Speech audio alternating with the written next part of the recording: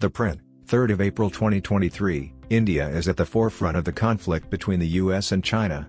It cannot afford to select unwise partners, such as China. Wars can occasionally offer a lot of clarity.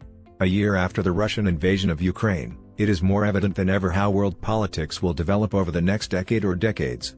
This indicates that the US and China are engaged in a bipolar conflict, with much of the West in the Indo-Pacific region siding with Washington, Russia, Pakistan, and North Korea siding with Beijing.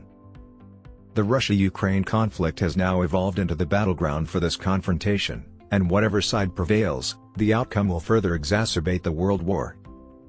Even in the improbable event that its fortunes on the battlefield change, it will simply encourage increased Western backing for Ukraine, making it impossible for Russia to win this conflict. Even today's Western restraints will dissipate. The relationship between Russia and China has tightened, and Moscow's reliance on Beijing will only increase. Technically, there is also a third side of numerous neutral and non-aligned nations, although, like during the Cold War, they have no bearing on the result of this conflict. Thus, a bipolar conflict between two factions will virtually rule world politics. This is why there is a sense of strategic déjà vu in the West's frantic hand-wringing about the global South embracing Russia-China. Despite being battled over during the Cold War, the global South had nothing to do with American success and Soviet defeat. They are as unimportant to the bipolar contest's outcome as their lack of interest. The power dynamic between them will be largely unaffected by which of the two sides they are on. However, it seems sensible that both sides fought for control of the global South since, in a global conflict, neither would want to risk allowing the other to advance. Furthermore, given their lack of investment in the outcome, the global South's indifference to the debate and resulting neutrality made it logical.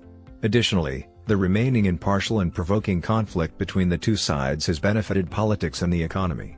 It is also possible to anticipate a repetition of these tendencies.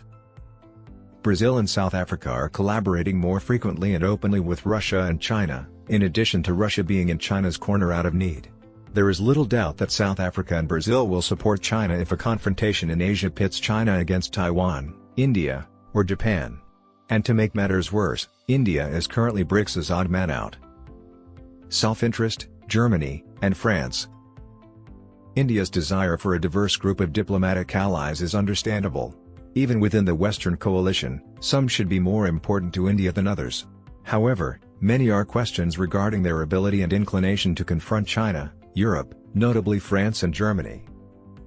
Nordic nations and Central Europeans have grown frustrated by their pusillanimity handling the Russian flank danger to Europe.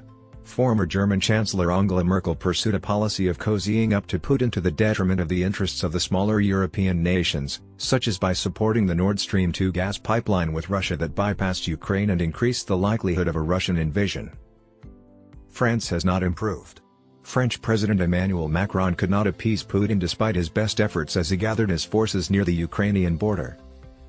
The position taken by France and Germany was not without strategic justification. Despite their discourse about European principles and universal standards, their actions were solely motivated by their limited self-interest. Both profited from Russian resources, including energy. Additionally, spending time with Putin gave them a sense of their immense authority and may have even satiated part of their yearning for independence from the US.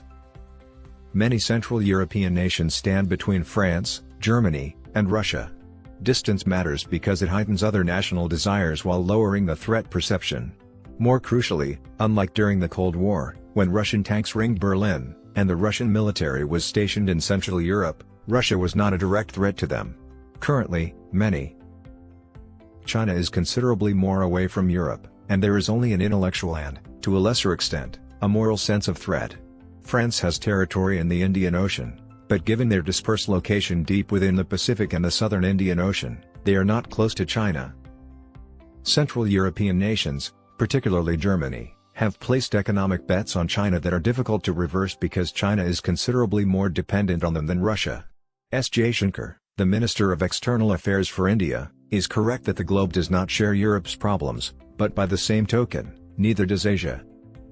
India's position and Putin's risk. Given its reliance on China, the question is how much Russia can accomplish. Moscow may not be interested in becoming wholly dependent on China, but because of his risk, Putin has little alternative. Moscow may want to take all possible measures to maintain its long-standing partnerships, particularly with India. If more proof is required, note the difference in Russia's stance regarding the dispute between India and China and the India-Pakistan conflict. Moscow's reliance on China for help was obviously restricted even before its invasion of Ukraine. Moscow, for instance, has yet to voice any support for India or condemn China for their aggressiveness over the line of actual control, LAC. And if more proof is required. Although Indian officials have remarked that the conflict in Ukraine has impacted supplies from Russia, Russia has not yet allowed this to prevent it from upholding its agreement to provide weaponry to that country. Russia has an additional motive to keep up its relations with New Delhi because it depends on the Indian arms market to support its defense sector. We'll have to wait and see if this will be enough to keep Russia supplying India with weaponry. But history offers some justification for skepticism. The Soviet Union delayed the MiG-21 agreement with New Delhi during the 1962 China-India War because it needed China more.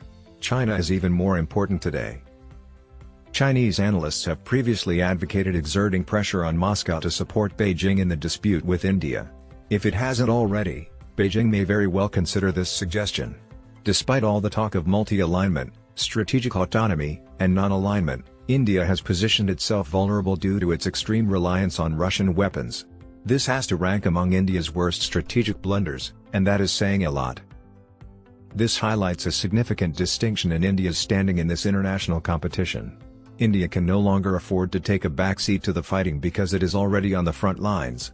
Making errors in partner selection is another luxury it does not enjoy. The room for error is getting less. Therefore India shouldn't take the chance of using it all.